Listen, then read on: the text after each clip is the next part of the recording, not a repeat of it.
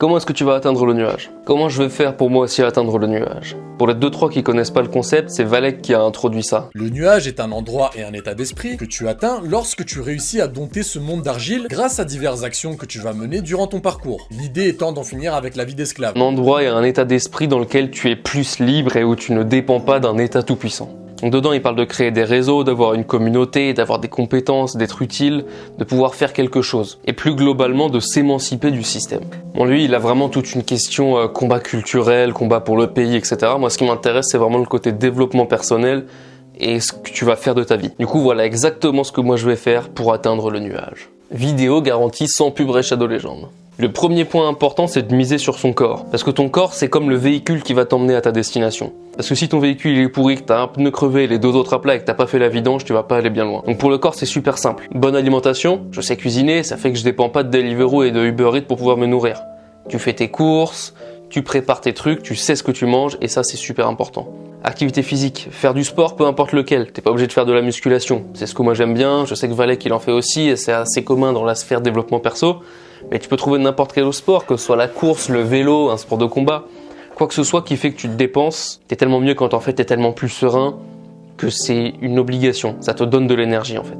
Un truc qui va avec l'alimentation, c'est les suppléments. On est tellement tous carencés en vitamine D que c'est presque impensable de pas en prendre en vérité. Dans la vidéo, Valek parle même de testostérone et pour ça il y a un complément super important, c'est le zinc. Le sommeil, j'en ai déjà parlé dans une récente vidéo, mais il faut avoir au moins 8 heures de sommeil par jour. Ça te permet de récupérer à fond. Un homme qui dort bien est un homme qui accomplit de grandes choses. Quand on parle du corps, c'est pas uniquement faire de l'activité physique en tant que telle, c'est juste comment est-ce que tu utilises ton corps. Donc nofap, arrêter de rester affalé toute la journée, arrêter d'avoir les yeux sur des écrans toute la journée, faire quelque chose. Et globalement, un mode de vie sain. Ensuite, il y a la partie état d'esprit. Comment est-ce que tu vas approcher les échecs? Comment est-ce que tu vas décider un petit peu de ce que tu vas faire de ta vie? Comment est-ce que tu te sens mentalement? Pour ça, ne pas se chercher des excuses. Peut-être qu'il y en a, peut-être qu'elles sont valables, mais si tu les cherches, tu vas pas avancer. Se préparer à toujours apprendre. Avoir vraiment cette idée qu'à chaque fois que tu vas quelque part, tu vas apprendre quelque chose de nouveau, que tu vas tirer quelque chose qui pourra t'intéresser. Avoir vraiment cette idée d'être un apprenti dans la vie. Avoir envie de savoir faire plus de choses, avoir envie d'être autonome. Ne serait-ce qu'avoir l'envie, déjà, ça va te donner une direction de ce que tu vas pouvoir faire. Ça, je pense que ce sont 3 bonnes approches du nuage. Mais la 4e, qui est peut-être la plus importante, c'est de ne jamais se reposer sur quelqu'un. Personne ne va venir te sauver à part toi. C'est toi, toi et toi seulement qui va te sauver. Il parle aussi de courage et d'envie évidemment, c'est vraiment cette mentalité de guerrier en fait. Le nuage, même si le nom sonne pas comme ça, c'est une guerre. Et dit la liberté on va pas te la donner, t'es censé l'arracher. Et c'est comme ça en fait, c'est avoir une approche de guerrier. Et finalement ce qui me semble être moi un des trucs les plus importants, c'est de toujours apprendre de ses échecs. Une fois que t'as échoué quelque part, c'est absolument pas une bonne raison pour arrêter. Par contre c'est une très bonne raison pour être en introspection, comprendre ce qui s'est mal passé, comprendre ce que tu peux améliorer, comprendre ce qui n'est pas de ta faute et du coup ne pas t'en inquiéter. Et faire tout ce que tu peux pour que la prochaine fois soit meilleure. Ensuite, un autre point très important qui met en avant, c'est cette notion de réseau.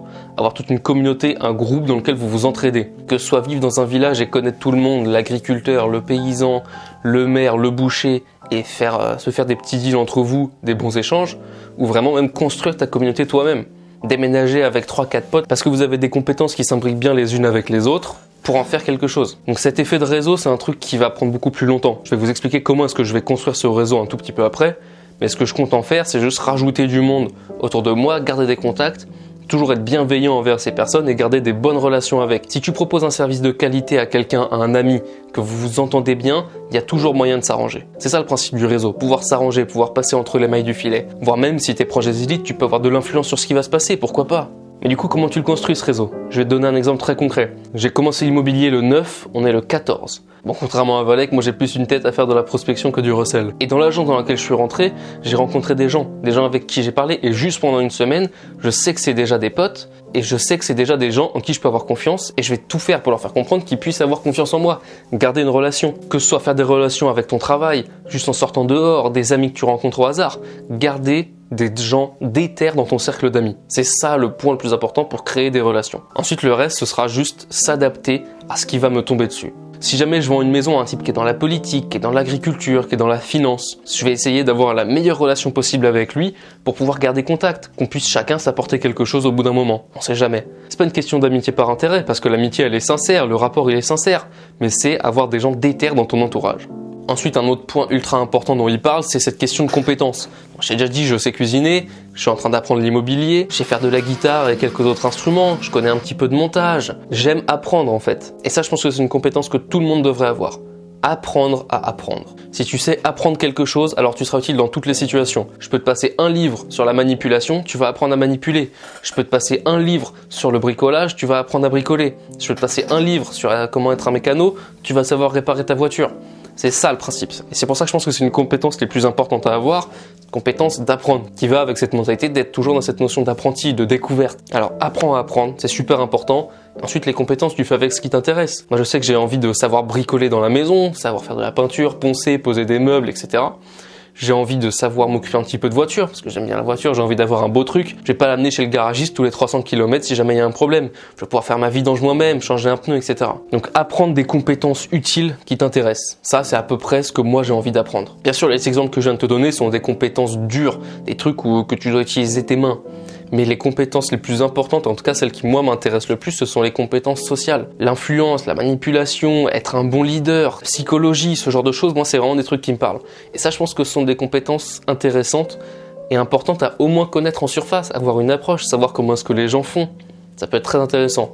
C'est celle en tout cas que moi je vais appliquer. J'aimerais faire une mini parenthèse sur un point dont Valek parle, qui est le fait de soit partir dans une résidence autonome, soit acheter 10 résidences secondaires et développer un réseau d'influence pour faire partie du milieu tout en étant émotionnellement émancipé. Ça peut tout simplement être le fait d'avoir une petite maison éloignée de tout et vivre en autonomie avec un petit comité soudé. Ou bien alors avoir 10 résidences secondaires avec un giga réseau d'influence. C'est un truc sur lequel je me suis longtemps questionné. Je me suis toujours demandé est-ce que je voulais vraiment avoir un lifestyle un petit peu riche, manger dans des restos souvent, etc. et vivre assez proche du monde, ou est-ce que je veux plutôt vivre en autonomie à la campagne? La solution, en fait, elle est super simple. Pourquoi pas faire les deux? Rien ne m'empêchera, avec assez d'argent, d'avoir d'une part un réseau d'influence et une vie un peu luxueuse, et de l'autre une seconde vie autonome où j'ai mon potager, mon jardin et ma vie à la campagne. Dans tous les cas, ce qui est sûr, c'est que je pars vivre à la montagne. Quand il parle de changer de pays, c'est un truc qui me parle moi depuis longtemps. Je sais que je resterai pas en France. Est-ce que je reste en Europe? Est-ce que je pars complètement à l'autre bout du monde? Je sais pas encore. Ça va dépendre de ce que je peux faire, de ce qui au final me conviendra le mieux. À moi d'essayer. Et à toi de voir aussi, est-ce que toi tu veux rester en France? Est-ce que tu veux aller à la campagne? Est-ce que tu veux rester en ville? Comment est-ce que toi tu vas aborder le nuage? Les deux grands mots d'ordre, c'est émancipation et responsabilisation. La question de l'indépendance, elle est très intéressante. Sur ça, il me semble avoir compris que l'interdépendance est plus intéressante que la dépendance en tant que telle. Si un tel homme très puissant est dépendant de toi, mais que tu es dépendant aussi de lui, ce tel homme très puissant ne va pas avoir envie de te faire du mal, à condition que tu sois irremplaçable.